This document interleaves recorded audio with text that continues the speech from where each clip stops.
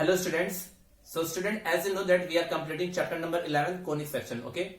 Student, till now we have discussed two conic section. First one was circle and the second one was ellipse. Second one was parabola. Okay. So till now we have discussed circle and parabola. So today I am going to start the next conic section, that is ellipse. Okay.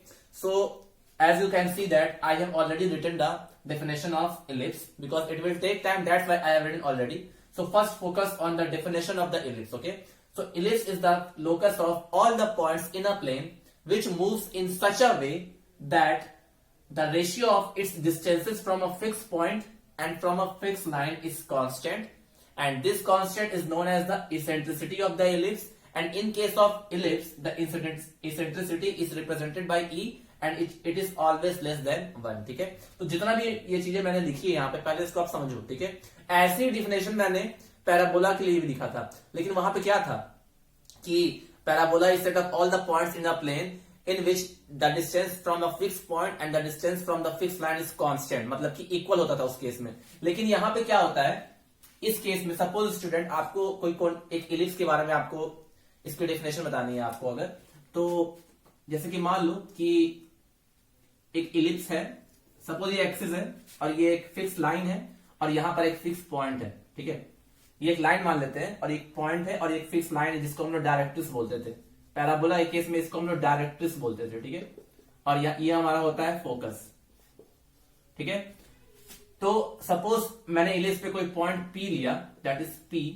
तो ellipse की definition ये कहती है कि suppose ये PS है और ये हमारा सपोज ये वाला पॉइंट Z है और ये हमारा पॉइंट है, सपोज कोई भी पॉइंट ले लेते हैं हम लोग. तो P की डिस्टेंस S से, that is this, and P की परपेंडिकुलर डिस्टेंस इस लाइन से.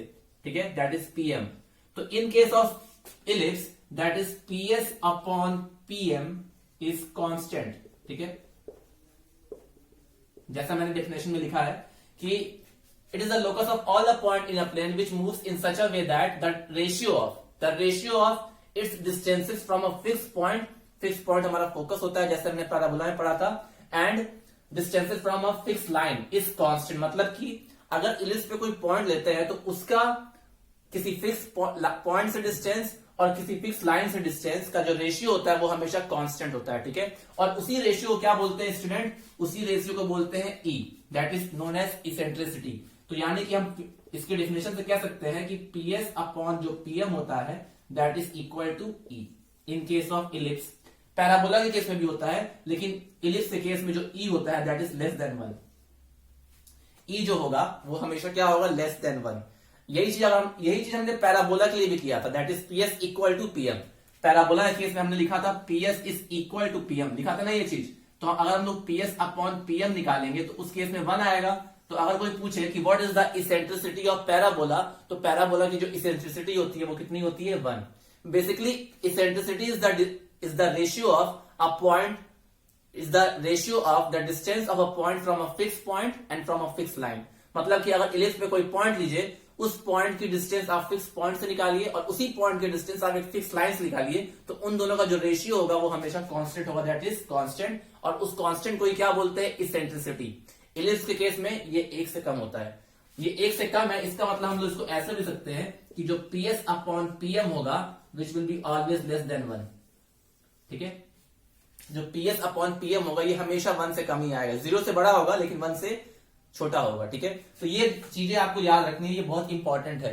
ठीक है, ये बहुत इंपॉर्टेंट है क्योंकि इसी से हम लोग स्टैंडर्ड इक्वेशन इलिप्स का डिराइव करेंगे. ठीक है, तो ये है, मतलब कि अगर आपको इलिप्स को डिफाइन करना हो तो आप ये बोलोगे, it is the locus of all the points lie in a plane which move in such a way that its distances from a fix point and its distances from a fix line is constant. मतलब कि अगर कोई point ellipse पर लेते हो आप, तो उसकी डिस्टेंस एक फिक्स लाइन उसकी डिस्टेंस एक फिक्स पॉइंट से जिसको हम लोग फोकस बोलते हैं और उसकी डिस्टेंस एक फिक्स लाइन से जिसको हम लोग डायरेक्ट्रिक्स बोलते हैं, उन दोनों का रेशियो हमेशा क्या होता है, कांस्टेंट. और उस रेशियो को क्या बोलते हैं, इसेंट्रिसिटी. और इलिप्स के केस में इसेंट्रिसिटी 1 से कम होती है, इसलिए हम कह सकते हैं कि PS by PM is less than 1. ठीक है, ये आपको याद रखना है, it is the most important property of ellipse. ठीक है, एक और डेफिनेशन है इसकी स्टूडेंट्स. देखिए, ये तो हमने बेसिक आपको बता दिया कि ये कुछ ऐसा होता है. ठीक है, ये चीजें आपको याद रखनी है. आप एक चीज और याद रखना, क्योंकि आपने पैराबोला ऑलरेडी पढ़ लिया है, तो आप पैराबोला के बारे में भी याद रखना कि जो PS अपॉन PM होता है पैराबोला के केस में, उनका रेशियो 1 होता है, क्योंकि आपको पता है कि उस पॉइंट जो कि पैराबोला पे लाई कर रहा है उसकी डिस्टेंस फिक्स पॉइंट से और उसकी डिस्टेंस एक फिक्स लाइन से हमेशा इक्वल होती है। तो ऑब्वियसली बात है दोनों का रेशियो कितना होगा 1, इसीलिए पैराबोला की जो इसेंट्रिसिटी होती है वो कितनी होती है 1। ठीक है, इलिप्स से कितनी होती है 1 से कम, that is PS upon PM is always less than 1। मतलब कि हम ये कह सकते हैं इस फिगर से कि जो PS डिस्टेंस होगा और जो PM डिस्टेंस होगा, इन दोनों डिस्टेंस में छोटी डिस्टेंस कौन सी होगी, PS। ठीक है, तो ये आपको इतनी चीजें याद रखनी है, तो आप इसको नोट डाउन कर लीजिए। अब एक दूसरी डेफिनेशन बताते हैं इसकी, जो कि आपकी बुक में लिखी हुई है। ठीक है, एक चीज और, फिक्स पॉइंट को बेटा फोकस बोलते हैं और फिक्स लाइन को क्या बोलते हैं, डायरेक्ट्रिक्स। ये मैंने इसलिए नहीं लिखा था वहां पे क्योंकि ये चीजें मैंने आपको पैराबोला में बताई हुई है। ठीक है, ये सब पैराबोला में आपको डिस्कस कर दिए हैं। एक और डेफिनेशन होती है अल्टरनेटिव डेफिनेशन। ठीक है,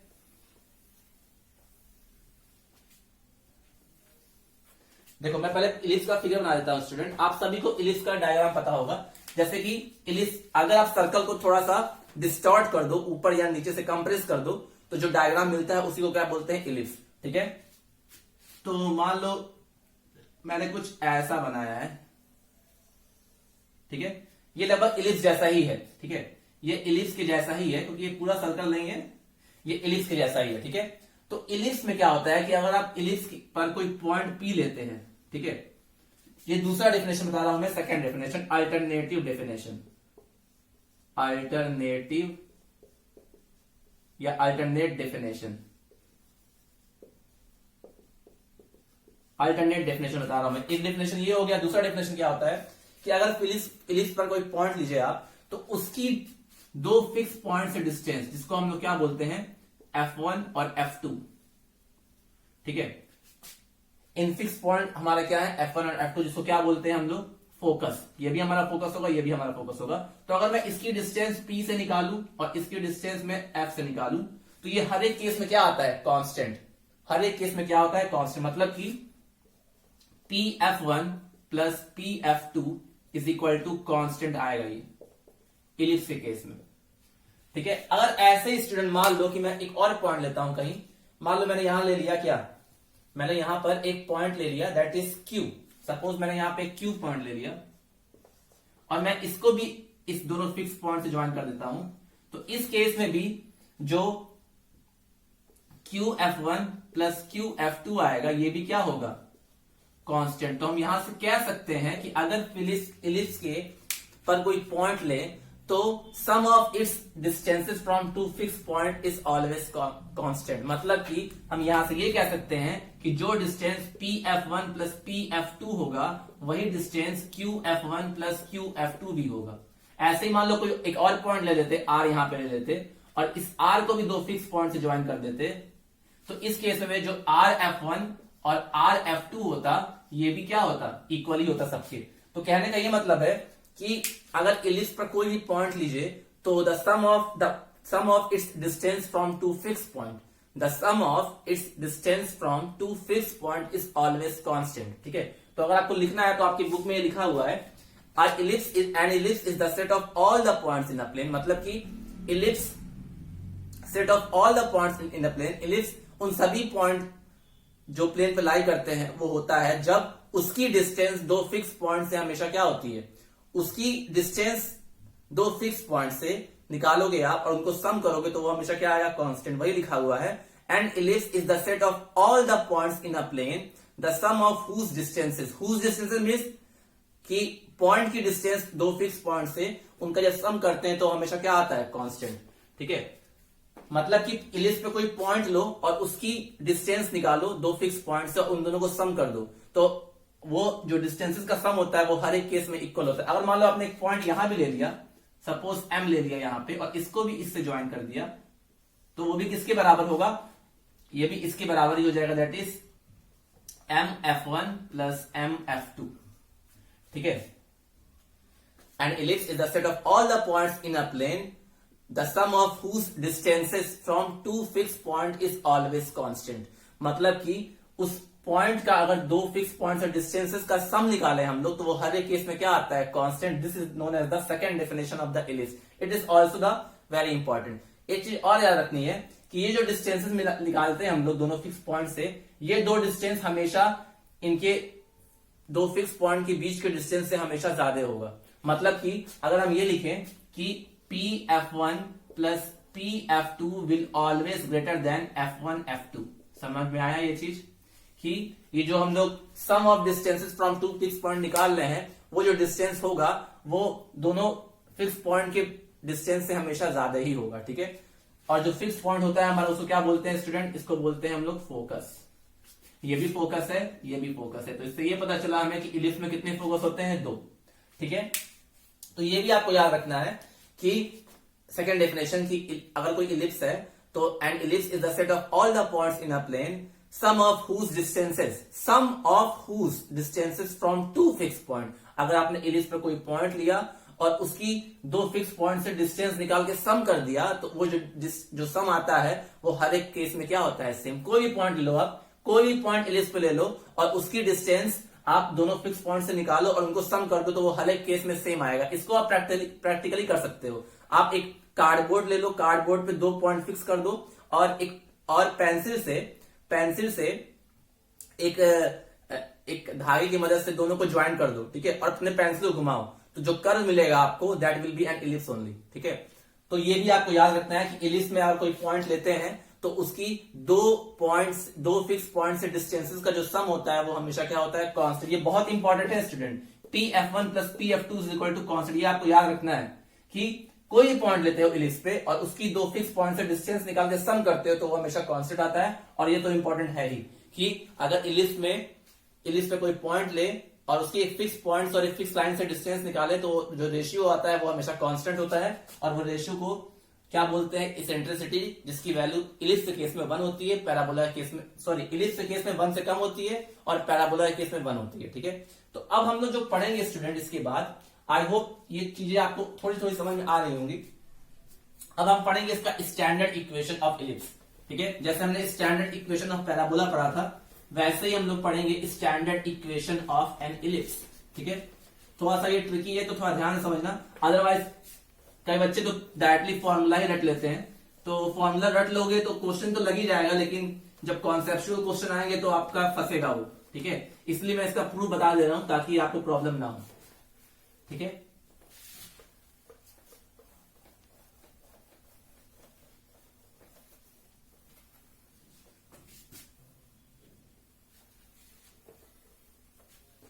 देखिए ये लेक्चर थोड़ा बड़ा होने वाला होगा, इसलिए थोड़ा सा कंसंट्रेट होके देखिएगा, ठीक है। स्टैंडर्ड इक्वेशन ऑफ इलिप्स, ठीक है, हमको डिराइव करना है स्टैंडर्ड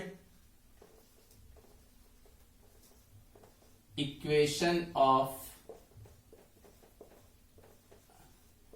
एन इलिप्स, ठीक है।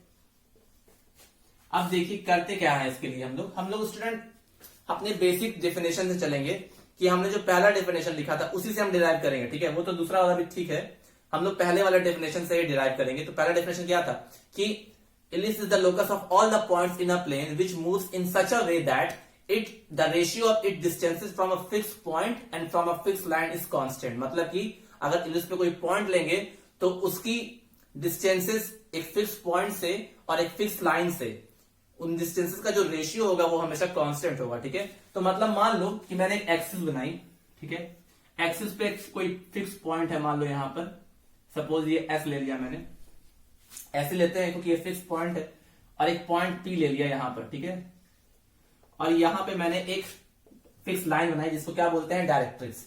ये हमारा है डायरेक्ट्रिक्स, ठीक है। फिक्स लाइन जो होती है उसको क्या बोलते हैं, डायरेक्ट्रिक्स। और ये सपोज हमारा फोकस है, ठीक है। अच्छा मान लो हमको इसका इक्वेशन डिराइव करना है, तो हम डेफिनेशन से चलेंगे कि इलिप्स क्या होता है। कि अगर इलिप्स पे कोई पॉइंट लेते हैं, हम लोग इलिप्स पर कोई पॉइंट लेते हैं तो उसकी डिस्टेंस एक फिक्स पॉइंट से और एक फिक्स लाइन से,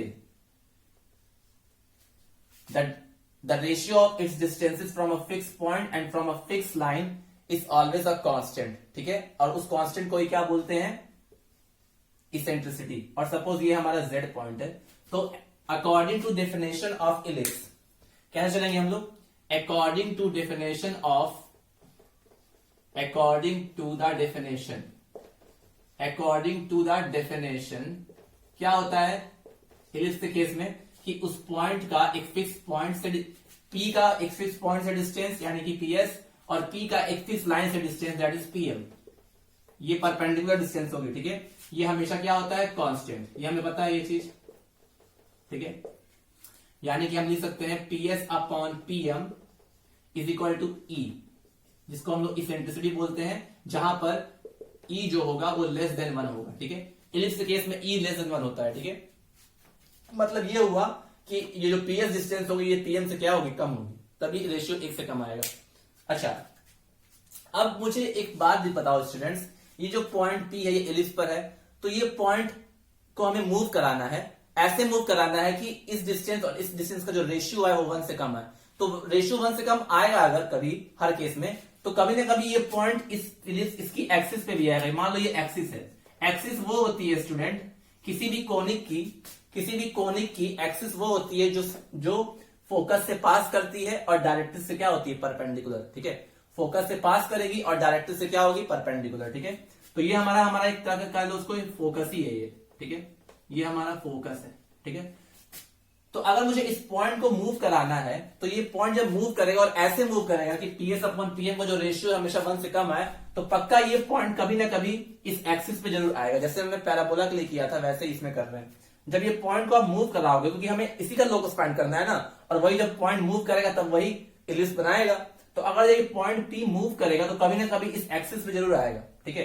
तो मान लो कभी ये पॉइंट इस एक्सिस पे आ गया, मान लो ये पॉइंट हमारा इसका ए है, ये पॉइंट घूमते घूमते ए पर आ गया, ठीक है। तो अगर ए पर आ गया तो अगर इस केस में हम लिखें तो अगर डेफिनेशन निकालें तो ये जो ए पॉइंट है ये इलिप्स पर ही होगा ना, क्योंकि ये पॉइंट मूव कर रहा है। तो जैसे पी यहां पर था इलिप्स पे, वैसे ये पॉइंट घूमते घूमते एक्सिस पे आ गया, इसका मतलब ए भी कहां पर होगा, इलिप्स पर ही होगा।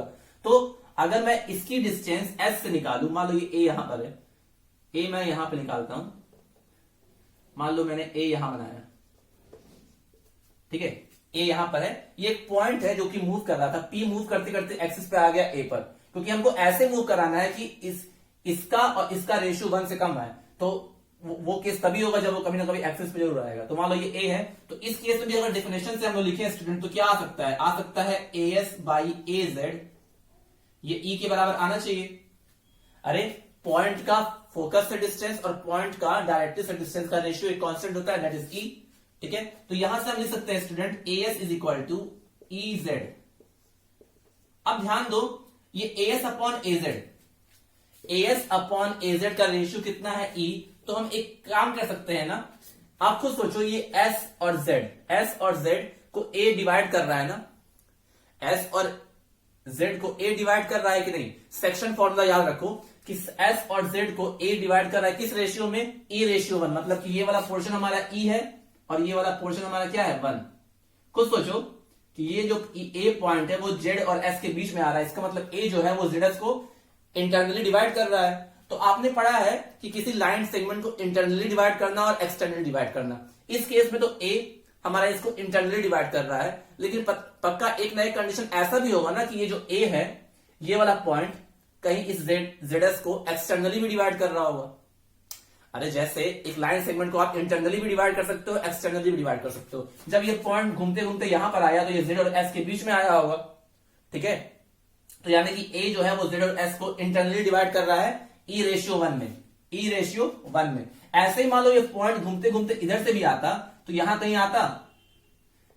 आता, मान लो ये ए डैश है, तो इस केस में ये जो ए डैश है ये जेड एस को एक्सटर्नली डिवाइड कर रहा है, और उस केस में A S, A dash S और ए डैश जेड उसका भी रेशियो ई होता।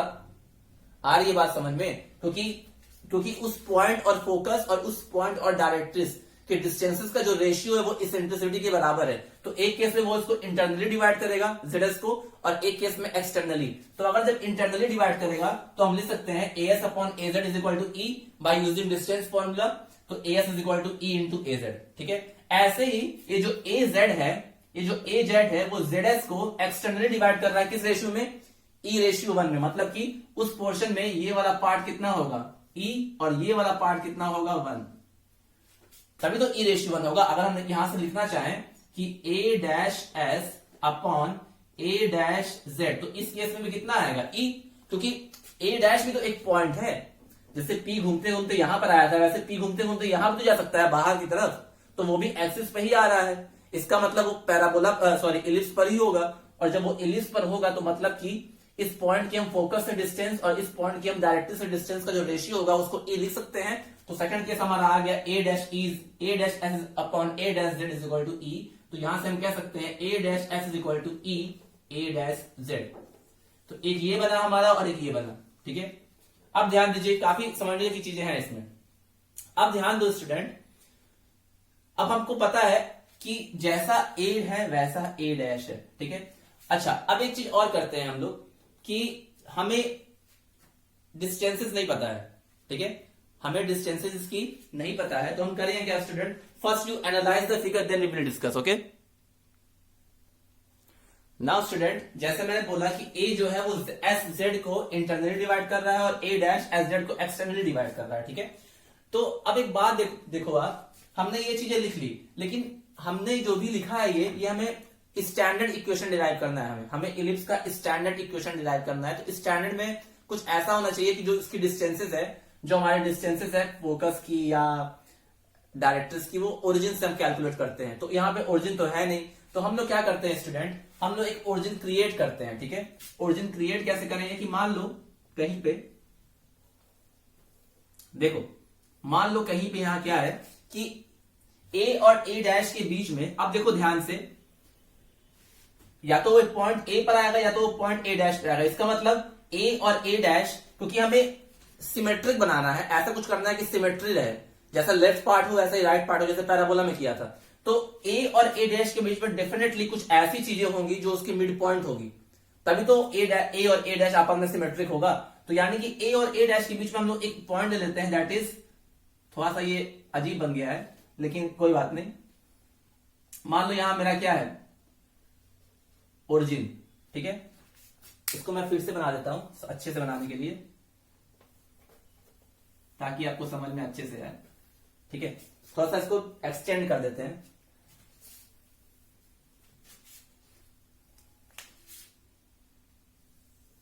ठीक है। ए यहां लिया था, मान लो मैंने ए डैश यहां ले लिया है, ठीक है। तो यानी कि ए dash S upon A dash Z का जो रेशियो वो भी ई के बराबर होगा। अब देखो ये पॉइंट जब ए पर आया और ये पॉइंट जब ए डैश पे आया, इसका मतलब मुझे इसकी डिस्टेंसेस ओरिजिन से कैलकुलेट करनी थी। तो यानी कि ए और ए डैश सिमेट्रिक होंगे, तो सिमेट्रिक कैसे होंगे, ओरिजिन के अराउंड होंगे। तो मैं इसके लिए यहाँ पे एक ओरिजिन क्रिएट कर लेता हूँ स्टूडेंट, ऐसे यहाँ पे मान लो ये ओरिजिन है, ठीक है। और अगर ये ओरिजिन है और ये हमारी एक्सिस है, ये हमारी क्या है, एक्सिस, ठीक है। तो सपोज इसके परपेंडिकुलर मैंने एक लाइन ड्रॉ, ठीक है। तो ये परपेंडिकुलर, अगर ये एक्स एक्सिस है तो ये हमारी क्या होगी, सपोज वाई एक्सिस एज्यूम कर लेते हैं, और ये हमारा ओरिजिन है मान लो, क्योंकि हमें स्टैंडर्ड इक्वेशन डिराइव करना है। तो स्टैंडर्ड इक्वेशन में जितनी भी डिस्टेंसेस कैलकुलेट करते हैं हम, चाहे वो ए डैश एस हो, चाहे वो ए डैश जेड हो, चाहे वो ए डैश हो, वो सब ओरिजिन के रिस्पेक्ट में ही करते हैं, ठीक है। तो यहाँ पे हमने, क्योंकि ये पॉइंट ऐसे, खुद सोचो कि मान लो ये इलिप्स है ऐसे, इलिप्स है ऐसे, तो ये पॉइंट मान लो एक पॉइंट पी था, तो एक पॉइंट पी कभी एक्सिस पे यहां पर आएगा और कभी यहां पर आएगा। इसका मतलब ये ए और ए डैश के बीच में ही घूम रहा है, इसका मतलब ए और ए डैश किसी लाइन के सिमेट्रिक होंगे। अब वो लाइन कौन सी होगी, वो उसको हम लोग बनाने के लिए क्या क्रिएट किए हैं, एक परपेंडिकुलर लाइन ड्रॉ किए हैं, और इसको हमने मान लिया है सपोज सी पॉइंट। क्या माना है, सी, जो कि हमारा ओरिजिन है, ठीक है। सी है जो कि सेंटर है, और उसको हमने ओरिजिन क्रिएट कर लिया है। अब ध्यान से देखो, जितनी भी डिस्टेंसेस हमने कैलकुलेट की है, that is A S, A Z, A dash S और ए डैश जेड, इसको हम लोग को ओरिजिन से क्रिएट करना है। तो अब ध्यान दो स्टूडेंट, क्या हम लोग ए एस की वैल्यू ओरिजिन के टर्म्स में कैलकुलेट कर सकते हैं, ओरिजिन से निकालनी, ये हमारा मान लो ओरिजिन है अगर, क्योंकि ए और ए डैश सिमेट्रिक होंगे, और सिमेट्रिक बनाने के लिए मैंने इसके बीच में एक रेफरेंस पॉइंट ले लिया, दैट इज ओरिजिन। तो हमें जितनी भी डिस्टेंसेस है, that is A Z, A S, A dash या ए डैश एस, जितनी भी डिस्टेंसेस है उसको हमको ओरिजिन से कैलकुलेट करना है। तो क्या इस फिगर से हम लोग ए एस की वैल्यू निकाल सकते हैं, ए एस की वैल्यू अगर मुझे ओरिजिन से निकालनी होगी, तो मैं मान लेता हूं कि सपोज कितनी है ये, सी ए माइनस सी एस लिख सकते हैं, इसको ए एस को लिख सकते हैं सी ए माइनस सी एस, ठीक है। ऐसे ही ए जेड लिखना हो अगर ओरिजिन के रिस्पेक्ट में, तो ए जेड, ठीक है, ए जेड को क्या ले सकते हैं स्टूडेंट, ए जेड को ले सकते हैं हम लोग सी जेड माइनस सी ए लिख सकते हैं। ऐसे ही हम लोग ए डैश एस को ले सकते हैं सी A dash plus C S.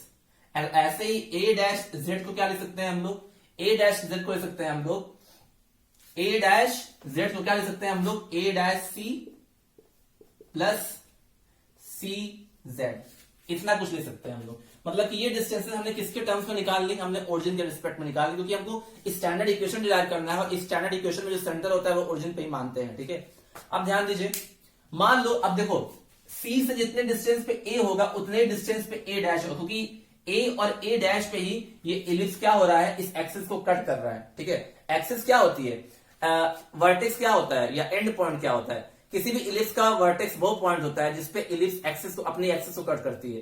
तो जब ये पॉइंट घूम रहा होगा तो कभी ए पे आया होगा और ए डैश पे आया होगा, ना तो ये ए डैश के इधर जाएगा ना तो ये ए के इधर आएगा। इसका मतलब ए और ए डैश एंड पॉइंट है, यानी कि वर्टेक्स है इलिप्स के और वो इक्वल डिस्टेंस पे है सेंटर से। तो एज्यूम कर लेते हैं कि मान लो ये डिस्टेंस कितनी है, मान लो ये डिस्टेंस है ए, लेट एज्यूम कर लेते हैं कि लेट, यहां पे एज्यूम कर लेते हैं लेट, फिगर थोड़ा सा अजीब लग सकता है आपको, लेकिन जैसे जैसे मैं बना रहा हूं वैसे वैसे करते जाओगे तो इजी होगा। Let C A dash is equal to A, तो जैसा ए डैश सिमेट्रिक है ओरिजिन से वैसा ही ए भी सी के सिमेट्रिक ही होगा। ए और ए डैश आपस में एक जैसे ही होंगे, मिरर इमेज होंगे, तो जितने डिस्टेंस पे ए डैश सी से होगा उतने डिस्टेंस पे ए भी सी से होगा। तो यहां से हम कह सकते हैं सी ए विल ऑल्सो इक्वल टू ए। ठीक है, अब जितने भी डिस्टेंसेस आए हैं स्टूडेंट, हम लोग इसको इक्वेशन 1 और इक्वेशन 2 में पुट करके देखते हैं। ठीक है, तो अब ध्यान से देखिए, एएस की वैल्यू हमने निकाली है from equation number 1, from equation number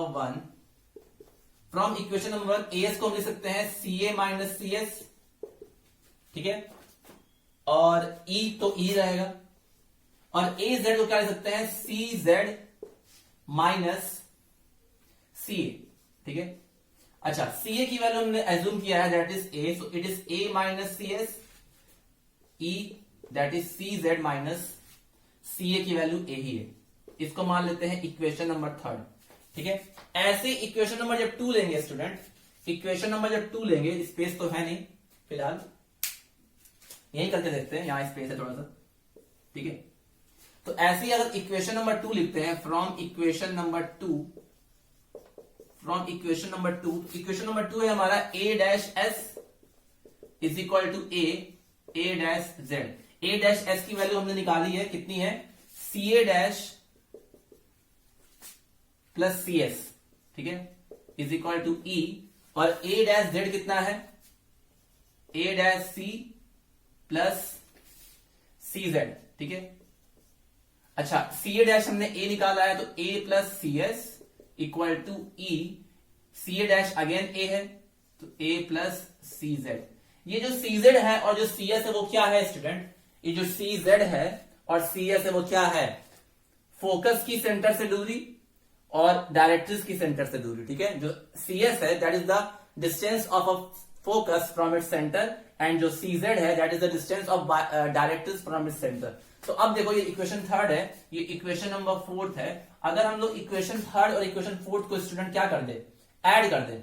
देखो हमको क्या निकालना है, हमको सी एस और सी जेड निकालना है। हमारे पास 2 इक्वेशन और 2 वेरिएबल है, दोनों को सॉल्व करोगे आप, तो अगर मैं इक्वेशन 3 प्लस इक्वेशन नंबर 4 कर दूं, ठीक है, समझना ये चीज डायरेक्टली मैं कर रहा हूं, अगर दोनों को मैं ऐड कर दूं तो इस साइड मुझे मिल जाएगा 2a, और इस साइड e तो कॉमन ही रहेगा, और यहां पे माइनस a है और यहां पे प्लस a है, तो कैंसिल हो जाएंगे और ब्रैकेट में बचेगा 2cz।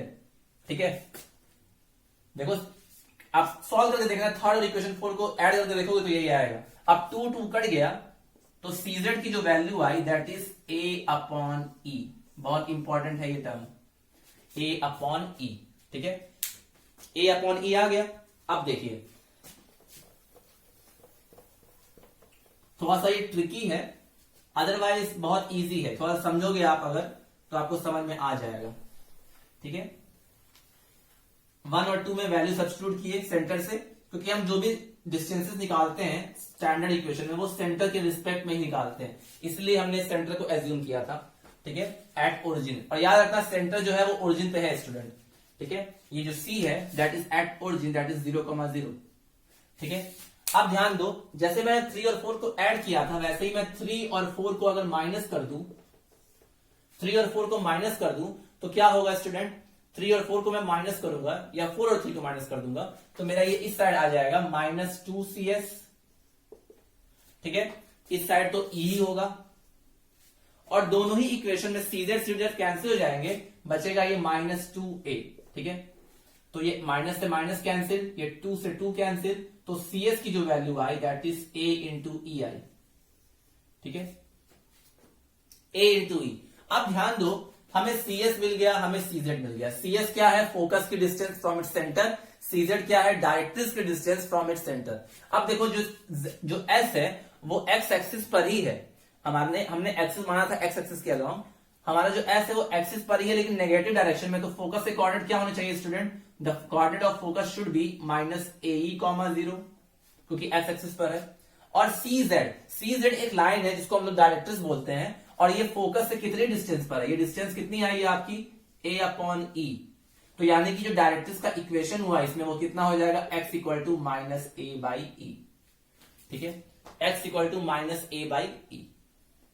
Are you getting my point? या इसको ऐसे भी ले सकते हैं दैट, हाँ इसको ऐसे याद करो आप, x इक्वल टू A-E। तो यानी कि एक फोकस और एक डायरेक्ट्रिक्स की वैल्यू हमको पता चल गई, focus is -AE,0 and directrix is x equal to -A/E। ये माइनस इसलिए आया है क्योंकि ये डायरेक्ट्रिक्स x एक्सिस को नेगेटिव डायरेक्शन में कट कर रही है। तो बस हमारा काम हो गया, हमें CZ पता चल गया, हमें CS पता चल गया। तो हम फिर से डेफिनेशन में जाते हैं। हमारा मान लो P का जो कुछ कोऑर्डिनेट है, क्योंकि हमें इक्वेशन डिराइव करना है, तो मान लो P का कोऑर्डिनेट है x, y। ठीक है, तो इलिप्स के केस में क्या होता है कि PS/PM is equal to E, ये होता है PS/PM is equal to E। ठीक है, अब मैं ये सारी चीजें डिलीट कर दे रहा हूं, थोड़ा सा कॉन्सेप्चुअल है स्टूडेंट, क्योंकि एक बात है, अगर आपको ये समझ में आ जाएगा तो आप बहुत अच्छे अच्छे क्वेश्चंस को सॉल्व कर पाओगे। Okay, now see PS/PM is equal to E। अब हमें डिराइव करना है इक्वेशन। ठीक है, अब देखिए ध्यान से, मैंने इसको लिख दिया PS is equal to E times PM। ठीक है, अब मुझे PS निकालना है, तो PS तो मुझे पता चल जाएगा डिस्टेंस फॉर्मूला से, x का कोऑर्डिनेट कितना है -A,0 और P का कोऑर्डिनेट x, y।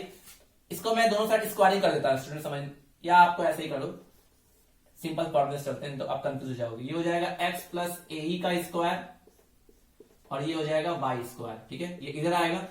PM क्या होगा student, PM is the distance of a point from a line. ठीक है, आपने ये चीजें बार बार आ रही हैं स्टूडेंट, ये चीजें बार बार आ रही हैं क्वेश्चंस में। ठीक है, तो अगर मैं इसको कन्वर्ट कर लूं, ये हमारा x इक्वल टू -A/E है, मतलब कि हमारा जो लाइन होनी चाहिए x इक्वल टू -A/E है ना, इसको मैं ऐसे लिख सकता हूं EX plus A equal to 0। और EX प्लस A की डिस्टेंस हमको पॉइंट P से निकालनी है, तो अगर मैं लिखूंगा इसको तो क्या आना चाहिए, ये आएगा मॉड में, क्या आएगा EX plus A divided by √E square plus 1, E square, बस यही आएगा, क्योंकि 1 नहीं आएगा क्योंकि y का कोएफिशिएंट तो है ही नहीं। तो ये जो PM आना चाहिए वो कुछ ऐसा आना चाहिए। आपने पढ़ा है स्ट्रेट लाइन में किसी पॉइंट की डिस्टेंस एक लाइन से। ठीक है, लाइन हमारी EX प्लस A है और P जो पॉइंट है हमारा वो x, y है, इसकी इस लाइन से डिस्टेंस निकालोगे तो कुछ ऐसा ही आएगा। ठीक है, स्ट्रेट लाइन के कॉन्सेप्ट से आया है। दोनों साइड की स्क्वायरिंग कर देते हैं अगर, तो ये आ जाएगा x प्लस AE का whole square plus y square is equal to, square कर रहे हैं तो मॉड हट जाएगा, ये हो जाएगा EX प्लस A का स्क्वायर और ये नीचे बचेगा E का स्क्वायर। ठीक है, यही आना चाहिए मेरे ख्याल से। ठीक है, इज इट क्लियर स्टूडेंट, ये कुछ ऐसा आना चाहिए। ठीक है, अब इसको सॉल्व कर लेते हैं हम लोग। एक काम कर सकते हैं, E यहां से कॉमन लेके कट कर देते हैं। ठीक है, E यहां से कॉमन लेके कट कर देते हैं, तब भी बात वही पड़ेगी। तो इसको पहले सॉल्व कर लेते हैं। ये आ जाएगा x square plus A square E square plus 2AEX और प्लस y स्क्वायर, ये आ जाएगा। इसको मैं क्या करता हूं स्टूडेंट, इसको मैं पहले ऐसे लिख देता हूं x प्लस A/E का स्क्वायर, ये लिख देता हूं, ये ज्यादा बेटर है। ठीक है, ये कुछ ऐसा आना चाहिए। ठीक है, पहले आप इतना लिख लो क्योंकि इसके बाद मुझे फिर से इरेज करना पड़ेगा। ठीक है, so you note down this things.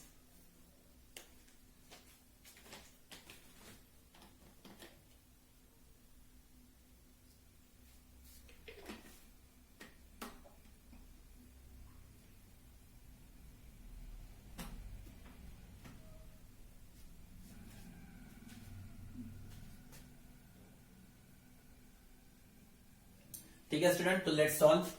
इसको हम लोग फिर से इरेज करते हैं.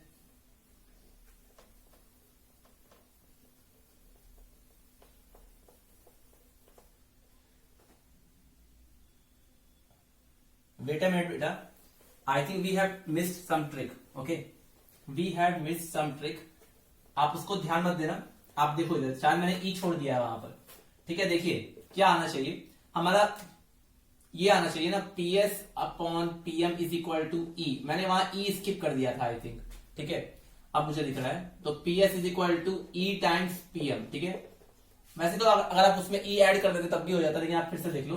PS की डिस्टेंस हमने ऑलरेडी निकाली है, that is x plus AE का whole square plus Y square, और ये तो E होगा, और PM जो होना चाहिए वो होगा x plus A upon E का मॉड. ठीक है, ये आएगा PM की value x plus A upon E आएगा. ठीक है, x plus A upon E. ठीक है, अच्छा आप ध्यान दीजिए, इसको स्क्वायरिंग कर देते हैं, तो ये x प्लस AE का whole square plus Y square, ये हो जाएगा E स्क्वायर, और ये हो जाएगा x plus A upon E का होल स्क्वायर. ठीक है, अब ध्यान दो, ये E और E स्क्वायर कैंसिल हो जाएंगे, तो मैं इसको ऐसे लिखता हूं, x square plus A square E square plus 2AEX plus Y square. और ध्यान देना, इसका जब एलसीएम लेके आप करोगे सॉल्व, तो E स्क्वायर नीचे आएगा, और जो कि इस E स्क्वायर को कैंसिल कर देगा, तो बचेगा इफेक्टिवली केवल EX प्लस A का होल स्क्वायर, ये बचेगा.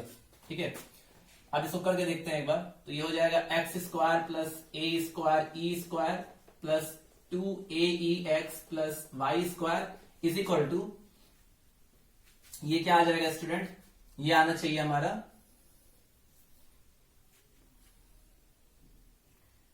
E square x square plus A square plus 2AEX, ये आएगा.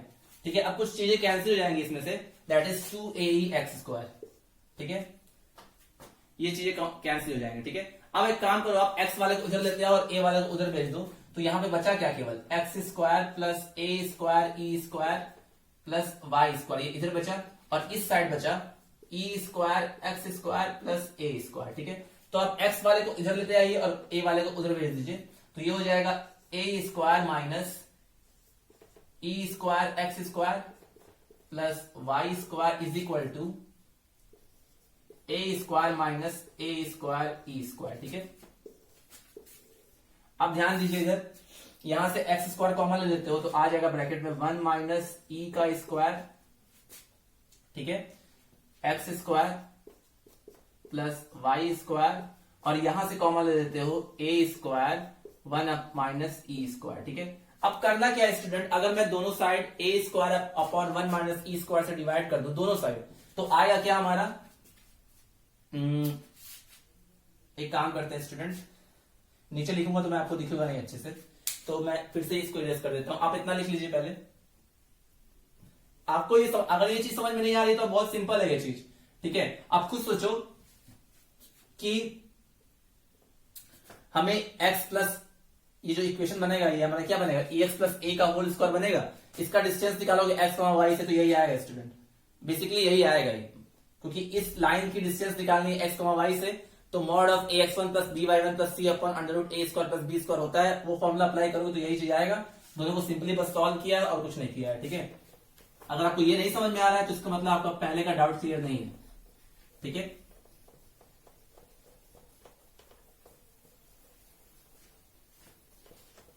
कई लोग इसका डायरेक्टली फॉर्मूला रट लेते हैं, लेकिन फॉर्मूला रटना मैं सजेस्ट नहीं करूंगा, आपको समझ में आना चाहिए. आप एक दो बार करोगे खुद से तो आएगा. ठीक है, अब देखिए आप, अब अगर मैं इसको दोनों साइड A स्क्वायर ब्रैकेट में 1 माइनस E स्क्वायर से डिवाइड कर दूं, तो क्या आना चाहिए, ये आना चाहिए 1 minus E square x square upon A square 1 minus E square plus Y square upon A square 1 minus E square is equal to 1, यही आना चाहिए अगर मैं इन दोनों साइड को ऐसे डिवाइड कर दूं तो। दोनों साइड मैंने a square in bracket 1 minus E square से डिवाइड किया है। अब यहां से 1 माइनस ई स्क्वायर कैंसिल हो गया, तो ये आ गया X square upon A square plus Y square upon A square in bracket 1 minus E square is equal to 1। अब देखो ये एक्स स्क्वायर अपॉन ए स्क्वायर आया और ये वाई स्क्वायर अपॉन ए स्क्वायर माइनस ब्रैकेट में 1 माइनस ई स्क्वायर आया। इसको मैंने क्या कर दिया हूं, लेट एज्यूम कर देते हैं, let B square is equal to A square 1 minus E square where E is less than 1। ठीक है, तो मैंने इस पूरी वैल्यू को बी स्क्वायर से सब्स्टिट्यूट कर दिया, तो क्या बना हमारा X square upon A square plus Y square upon B square equal to 1। This is the standard equation of an ellipse. ठीक है, this is the standard equation of an ellipse. ठीक है,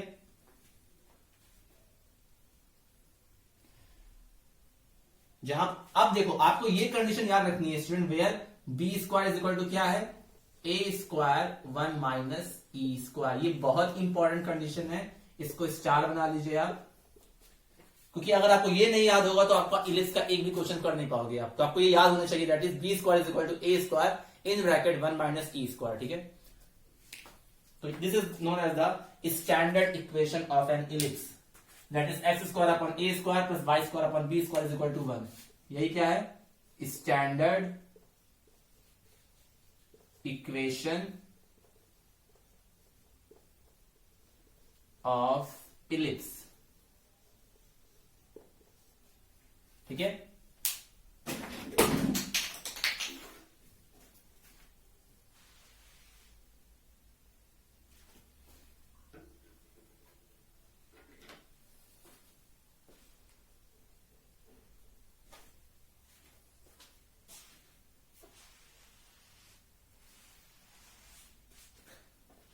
ओके स्टूडेंट, तो आपको याद रखना है कि स्टैंडर्ड इक्वेशन ऑफ इलिप्स क्या होता है, एक्स स्क्वायर अपॉन ए square plus Y square upon B square. ठीक है,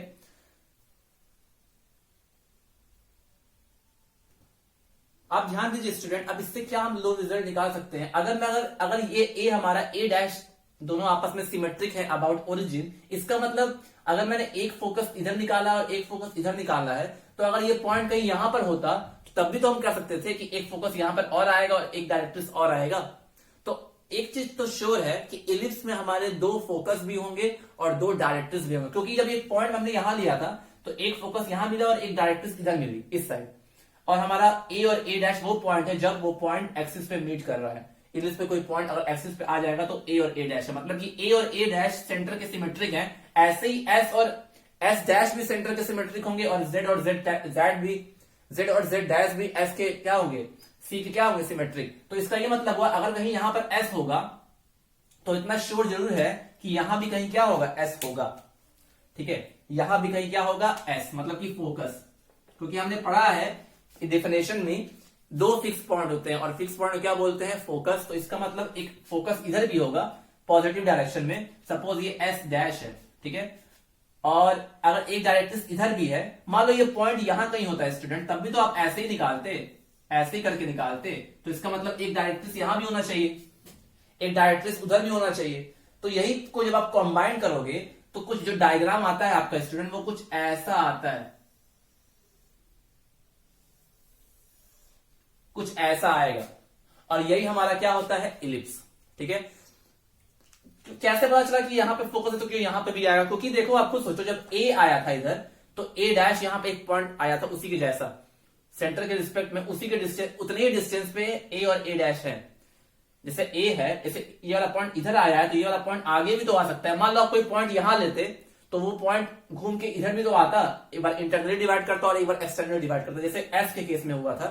पहले आपने ए की डिस्टेंस निकाली ए एस से, फिर ए जेड से, फिर जब ये पॉइंट यहां पर आ गया तो आपने ए डैश एस निकाला और ए डैश जेड निकाला। वैसे अगर मान लो यहां पे कोई पॉइंट लेते, कोई जरूरी तो है नहीं कि आप हमेशा इधर ही लो, आप यहां पे लेते तो ये वाला पॉइंट क्या होता, जेड, और इसको मान लो अगर मैंने जेड डैश मान लिया तो ये जो ए डैश होता है ये इसको इंटरनली डिवाइड करता, तो उस केस में ए जो होता है उसको एक्सटर्नली डिवाइड करता।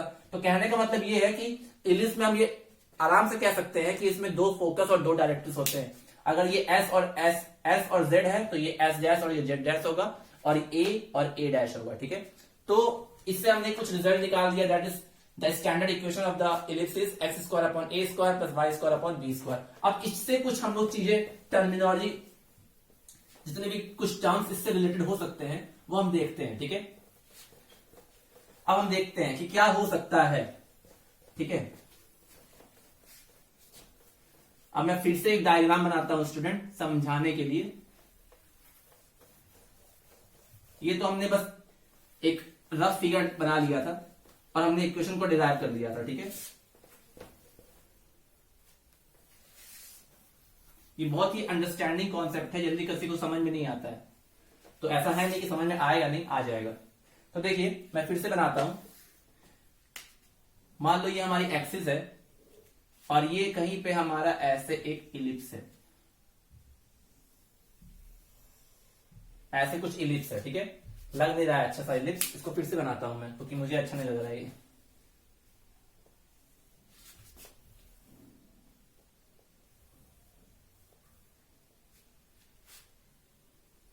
ठीक है।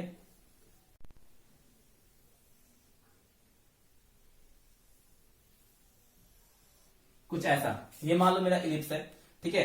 तो हमने क्या था, ये यही पॉइंट हमारा क्या था, कोई पॉइंट मूव करते करते एक्सिस पे आ गया था। ये हमारी एक्सिस है, मान लो एक्स और एक्स डैश, ये हमारी वाई और वाई जेड है, ठीक है। वाई और वाई डैश है, तो ये हमारा ए वाला पॉइंट था और ये हमारा ए डैश पॉइंट था, ठीक है, ठीक है। यहां कहीं हमारा डायरेक्ट्रिक्स था, ठीक है, और यहां कहीं हमारा फोकस था एस, ये हमारा जेड था। ये इसके कोऑर्डिनेट हमने निकाला था माइनस ए ई कॉमा 0, ठीक है। इसका जो इक्वेशन था हमने लिखा था x equal to minus a by e. तो ऐसे ही एक फोकस यहां भी होगा s, तो इसका कोऑर्डिनेट क्या होगा, वैसे ही कोऑर्डिनेट होगा इसका, that is A E comma 0 होगा, पॉजिटिव डायरेक्शन में है और यहां पे इसकी एक डायरेक्ट्रिक्स है ऐसे।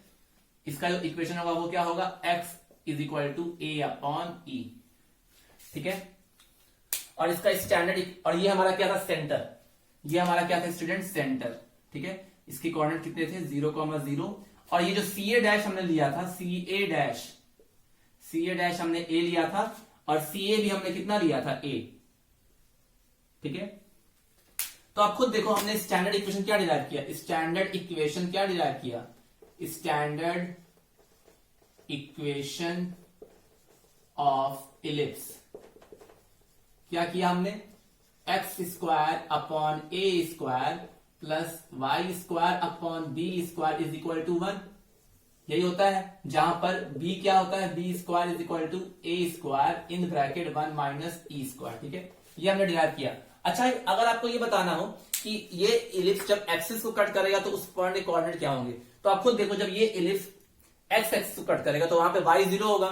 तो अगर इस इक्वेशन में y इक्वल टू 0 पुट कर दोगे आप, तो X square is equal to A square आएगा। तो x की दो वैल्यू आएगी, दैट इज माइनस ए और प्लस ए। अरे यहां पर अगर मैं पुट कर देता हूं, सपोज मैंने यहां y इक्वल टू 0 पुट किया एट एक्स एक्सिस, यहां मैंने ये चीज किया, तो ये क्या बचेगा, एक्स स्क्वायर अपॉन ए स्क्वायर, और ये तो 0 हो गया इज इक्वल टू 1। तो यहां से ये आ जाएगा X square upon A square equal to 1। तो यहां से X square is equal to A square आया, तो एक्स की वैल्यू क्या आई, प्लस माइनस ए। तो देखो ए और ए डैश वही पॉइंट है जहां पे इलिप्स एक्स एक्सिस को कट कर रहा है। इसका मतलब ए का कोऑर्डिनेट क्या हो जाएगा, माइनस ए कॉमन 0, और ए डैश का कोऑर्डिनेट हो जाएगा ए कॉमन 0, ठीक है। ऐसे ही जब ये वाई एक्सिस को कट करेगा तो वहां पे एक्स 0 हो जाएगा, तो उस केस में क्या आएगा, Y square is equal to B square. तो यहां से वाई की जो वैल्यू आएगी plus minus B when X equal to 0। तो यहां पे जो ये वाला पॉइंट होगा ये हो जाएगा 0, बी, और ये वाला जो पॉइंट होगा that will be 0, minus B, ठीक है। इतनी चीजें हमने कर ली जब ये इलिप्स एक्स एक्सिस और वाई एक्सिस को कट कर रहा है। अब ध्यान दो, ये जो हमारा ए डैश है, ए डैश, बिकॉज इलिप्स की जो एक्सिस है वो एक्स एक्सिस के अलांग है, तो ए डैश जो होगा हमारा वो होगा क्या स्टूडेंट, ये यहां से यहां भी ए है और इतना भी ए है, तो ये टोटल कितने होगा 2a, ठीक है। और यही हमारा क्या होगा, मेजर एक्सिस, मेजर एक्सिस, मतलब कि ए डैश ही हमारे क्या होगी, मेजर एक्सिस। एक चीज और यहां लिखते हैं, और बी डैश, सपोज ये बी पॉइंट है और ये बी डैश पॉइंट है, ठीक है। तो ये जो होगा B dash that will be 2b this will be minor axis. ये तब होगा where a is greater than b। जब a किससे बड़ा होगा, इस इक्वेशन को एक चीज और याद रखना कि यहां पे a जो है वो b से क्या है, बड़ा। ठीक है, तो a डैश को बोलेंगे मेजर एक्सिस, b डैश को बोलेंगे माइनर एक्सिस। ठीक है, मेजर एक्सिस a डैश को क्यों बोलेंगे, क्योंकि इलिप्स की जो एक्सिस हमने बनाई है वो कुछ ऐसे बनाई है, एक्स एक्सिस के अलॉन्ग बनाई है। ठीक है, कभी कभी ये वाई एक्सिस के अलॉन्ग भी हो जाएगा, ऐसा भी हो सकता है जो मैं कल बताऊंगा आपको, ऐसा। ठीक है, तो इस केस में जो इलिप्स की एक्सिस होगी वो कहां पर होगी, वाई एक्सिस पे। कहने का मतलब ये है कि अगर आप एक्स एक्सिस के इलिप्स को थोड़ा एक्स एक्सिस पे ऐसे स्ट्रेच कर दो, फैला दो, तो उसकी एक्सिस एक्स हो जाएगी, और उसी को अगर कंप्रेस कर दोगे तो उसकी एक्सिस वाई हो जाएगी। ठीक है, तो इस केस में जो इलिप्स की एक्सिस है वो एक्स एक्सिस है, क्योंकि हमने एक्स एक्सिस को लेके ही सॉल्व किया था, आपको याद होगा स्टार्टिंग से जब हमने सॉल्व किया है तो हमने एक्स एक्सिस ही अज्यूम किया था। तो इस केस में जो एक्सिस ऑफ इलिप्स है, एक्सिस ऑफ इलिप्स जो है student, axis of ellipse, axis of ellipse वो क्या है, एक्स एक्सिस, और वही हमारी क्या है, major axis, that is A dash. A और ए डैश को क्या बोलते हैं, वर्टेक्स ऑफ द इलिप्स, जो कि मैं कल बताऊंगा, डोंट वरी। ये तो मैंने आपको बस इतना बता दिया कि ये है स्टैंडर्ड इक्वेशन ऑफ इलिप्स, जहां पर ए किससे बड़ा है, बी से, और अगर ए बी से बड़ा है इसका मतलब ए डैश हमारी मेजर एक्सिस हुई, बी डैश हमारी माइनर एक्सिस हुई। मेजर एक्सिस कितना होता है 2a, माइनर एक्सिस कितना होगा 2b, और ये रिजल्ट याद रखना है आपको, B square is equal to A square in bracket 1 minus E square, and in term in case of ellipse A is always less than 1। E 0 से बड़ा होगा और 1 से कम होगा। ठीक है, निगेटिव तो होगा नहीं, क्योंकि डिस्टेंस का रेशियो होता है, डिस्टेंस का रेशियो कभी नेगेटिव तो होगा नहीं, इसका मतलब इसका जो रेशियो होगा वो 0 to 1 के बीच में लाई करेगा। ठीक है, ई की वैल्यू हमेशा 0 to 1 के बीच में लाई करती है। तो इतनी चीजें हमने पढ़ ली स्टूडेंट, अभी बहुत कुछ है पढ़ने के लिए। ये तो मैंने बस स्टैंडर्ड इक्वेशन का डिराइव करवा दिया, आपको बस इसको याद रखना है। कल एक बार और मैं आपको इसको रिकॉल करा दूंगा। हाँ, एक चीज और मैं यहाँ पे भूल गया, हाँ, ये हमारे, आपको बस इतना याद रखना है कि ए इलिप्स में 2 फिक्स पॉइंट होते हैं जिसको फोकस बोलते हैं। ठीक है, एक का कोऑर्डिनेट a, 0 और एक का कोऑर्डिनेट -a, 0। 2 डायरेक्टर्स भी होंगे, एक का इक्वेशन होगा x equal to a upon e, और दूसरे का इक्वेशन होगा x is equal to -a upon e। ठीक है, 2 फोकस 2 डायरेक्टर्स, मतलब कि 2 फोकस है, इसका मतलब 2 फिक्स लाइन होगी। ठीक है, और अगर मैं यहां पे कोई पॉइंट p ले लेता हूं स्टूडेंट, तो मैंने बताया था ना आपको कि ps और ps डैश, ये s और इसको s डैश मान लो, ps और ps डैश का जो सम होगा वो हमेशा क्या होगा, कांस्टेंट। मतलब ps और ps डैश का जो सम होगा वो कितना होगा, कांस्टेंट। और ये किसके बराबर आएगा, ये 2a के बराबर आएगा, मेजर एक्सिस के बराबर आएगा। जो ps और ps डैश होगा that will be equal to 2a। ये मैं कल बताऊंगा आपको, अभी के लिए मैं बस इतना बता दे रहा हूं। तो इतना जितना पढ़ा हम लोगों ने, उससे ये पता चला कि standard equation of ellipse is X square upon A square plus Y square upon B square is equal to 1, जहां पर उसकी एक्सिस एक्स एक्सिस है, मेजर एक्सिस का 2a है, माइनर एक्सिस का 2b है, B square is equal to A square into 1 minus E square है। E की वैल्यू इलिप्स के केस में 1 से कम होती है और 0 से ज्यादा होती है। ठीक है, डायरेक्ट्रिक्स हमारा 2 होते हैं, that is x equal to a upon e और x equal to minus a upon e. Focus भी 2 होता है, that is a, 0 and minus a, 0। ठीक है, इतनी चीजें आपने याद कर ली है अगर, तो आपका बेसिक क्वेश्चन तो आराम से लग जाएगा। Remaining things student we will discuss in the next class. So till then students, have a nice day, take care, thank you.